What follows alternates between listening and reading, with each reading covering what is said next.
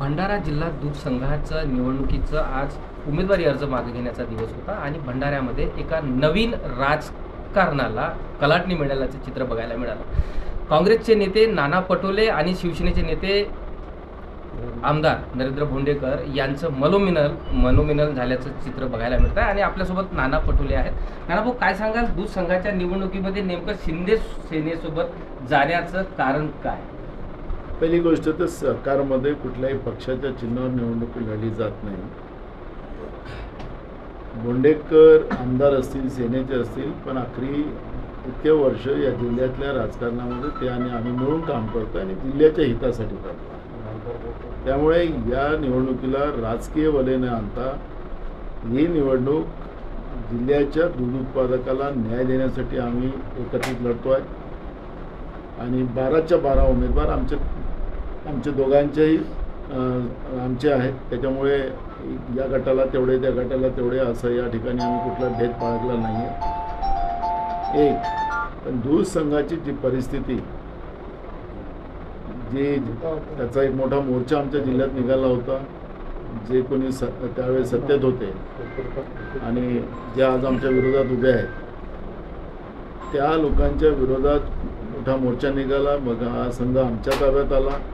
हा संघ आता आम्ही पुन्हा उभा केला आणि स्वर्गीय यादवराव पडोळे त्यांनी विदर्भातला एकमेव हा जो दूध उत्पादक जिल्हा आहे भंडारा, या दूध उत्पादकाला न्याय देण्यासाठी ही लढाई त्यांनी उभी केली होती। त्याच विचारावर आम्ही हे काम करायला निघालेलो आहोत। त्यामुळे मला असं वाटतं की या निवडणुकीला राजकीय वलय न देता आमचा जो आज आम्ही सगळे एकत्रित आलेलो हे जिल्ह्याच्या दूध उत्पादकांच्या न्यायासाठी आहे।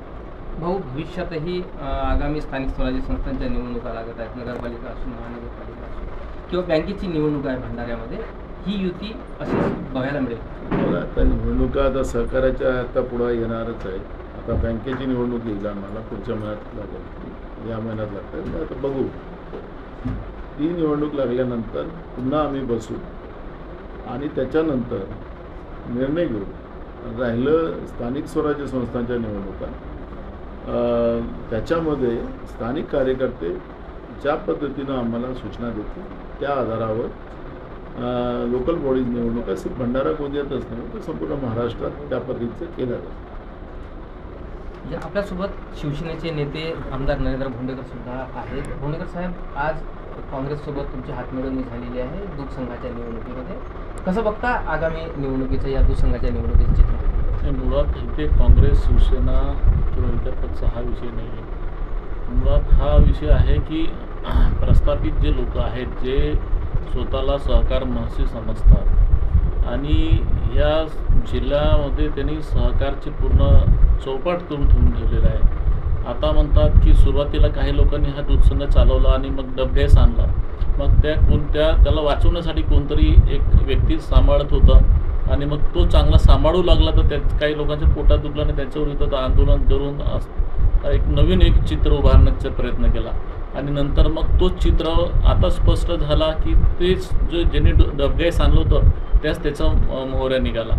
तर असा हा चित्र जो दिसतो याला कुठेतरी थांबल्या पाहिजे आणि हे आपसामध्येचा सहकार क्षेत्र म्हणजे स्वार्थीपणा तोडून याला सर्वसामान्य माणसाला कसं उभं करता येईल, यामधून सर्वसामान्य शेतकऱ्यांना कसं उभा करता येईल, यासाठी आम्ही एकत्र आलेलो आहे। आणि या सहकारमध्ये काही सिंबॉल पक्ष वगैरे राहत नाही, इथं जिल्ह्याचा विकास कसा करता येईल त्यासाठी एक लोकप्रतिनिधी, आम्ही तिन्ही लोकप्रतिनिधी एकत्र आलेलो आहोत। निश्चितच जिल्ह्यातील शेतकरी असो, शेतकरी संघटना, दूध संघ असो, यांच्या विकासासाठी दोन्ही नेते, जे काँग्रेसचे नाना पटोले असो, शिवसेनेचे आमदार भोंडेकर असो, खासदार प्रशांत पडोळे आणि सहकारातले जाणते म्हणून ओळखले जाणारे रामलाल चौधरी, हे सर्व एकत्र आले आहेत आणि ही निवडणूक लढणार आणि या निवडणुकीला सामोरे जात आहे। प्रशांत देसाई, एबीपी माझा, भंडारा। एबीपी माझा, उघडा डोळे बघा नीट।